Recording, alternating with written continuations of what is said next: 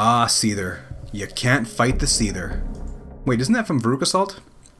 Anyhow, since it was first introduced in the Khans of Tarkir set, the Prowess mechanic has been very popular amongst deck builders for its synergy and speed. It's had its time to shine in Standard and is still capable of rocking the new frontier of Magic. Given the plethora of commons with Prowess or similar abilities, it's no surprise it's also very Pauper friendly. So without any further ado, I'm Travis from Brainpulp TV and this is it worth it? Damn it! Who typed a question mark on the teleprompter? Nah, it ain't a question. Is it worth it? Exclamation point, mother. Okay, statement not question. Now there already exists a very popular red-blue build in Pauper which revolves around cards like the Delver of Secrets, Kiln Fiend, and the Gitaxian Probe. However, Proby Joe and the Delver are a little far from my budget, and it's only with recent reprintings of the Fiend that he became more affordable. So I thought I would give some other cards a chance to shine. We're going to be starting with a 3 of the Ingenious Skabb. I know, it's everybody's first round draft pick, right? But hear me out. The combo of the prowess and the ability to pump himself can be very handy. Say you were to attack with him, activate his ability once, he becomes a 3-2. Then say cast Temur Battle Rage, his prowess trigger goes off, he becomes a 4-3, and as the spell resolves, he has the 4 power to give him the trample. So don't count out the zombie horror too soon. Plus that is just some awesome art. 3 hands, manny faces, hands on shoulders, bear traps all over him. All he needs is some peach body glitter and he's got the whole package. We'll also go with a full playset of the wee Dragonaughts. They're so wee, but capable of being mighty. The argument can be made for the Nivix Cyclops, who does have a bigger butt, and I do like bigger butts and I cannot lie. Plus he has a better bonus, but without the spellcasting he is just a defender. And no flying. Flying is always nice when you're power pumping. Also a full playset of the Kiln Fiend. This Potter's Pet has seen a price drop since Conspiracy 2's reprinting, and it dropped him right into hella budget range. And his lower casting costs and high bonuses are too much to resist.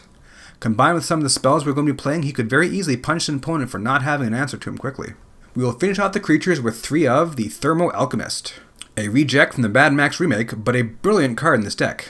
Also, I'm not British, I'm not sure why I chose brilliant.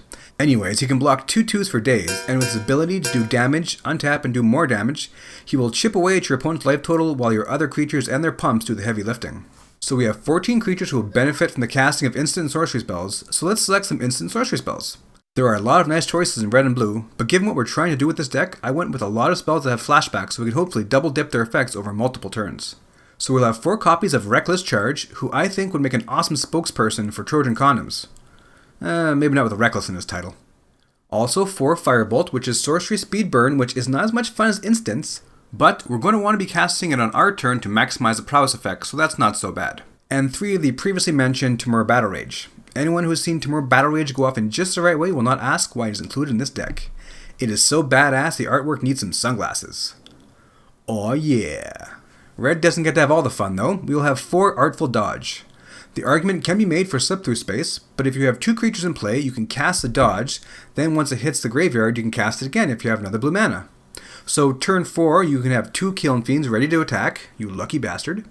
Cast Artful Dodge, their triggers go off. 1 is unblockable, card goes to graveyard, you cast its flashback cost, the triggers go off again. The second one is unblockable, attack with 2 unblockable creatures for 14 points of unblocked damage. Now where's that copy of Temur Battle Rage? Wowza. I know that's Perfect Storm kind of territory, but you gotta believe. However, drawing cards also nice. We'll also play 4 Silent Departure, clear those blockers if you can't Artful Dodge them, 2 Think Twice, because even with flashback you're going to want to draw some cards. Oh, plus this one has flashback. Sweet. If you want to break the budget, you can go with Ponder or Serum Visions. I'm just really trying to keep it on the cheap here. You don't often get 1 mana costed Swiss Army knives in common, but there is a nice one in blue called Piracy Charm, and we'll run 3 of them. You can kill 1 toughness creature, or pump one of your own creatures because they all have big butts. Or make them unblockable if your opponent has islands. Or make your opponent discard a card. How about a hashtag versatility? And 2 counterspell to protect your creatures from removal, and to just do the dirty things that blue does. That's a lot of spells, 26 in total, so you shouldn't have any trouble getting your creatures' triggers off every turn. Like most popular land bases, this deck has its usual suspects: 7 mountains, 7 islands, 2 evolving wilds, and a pair each of Lonely Sandbar and Forgotten Caves. Man, Wizards needs to print some exciting new lands at common. 20 lands is a little high for a Pauper deck, but if you want to be able to cast some of those higher costed flashbacks, you're going to want that mana. So sideboard suggestions now. As it was suggested by many commenters, I really need to just break down and buy a playset of Pyroblast. It is a great sideboard inclusion. Or there's this other blue hate card in mono red. But blue gets their hate on too with Hydroblast, which is also nice and a bit friendlier on the budget. Electrickery is wicked fun against tokens, or Javelin Throwers, those godforsaken Javelin Throwers. Or there's a general burn of Lightning Bolt or Strike, depending on your budget. So there's the deck. Is it worth it? Trust me, for $15 Canadian, it is worth it. The key to this deck is to take Alison Lur's advice from her guest appearance on Loading Ready Run and know your ABCs.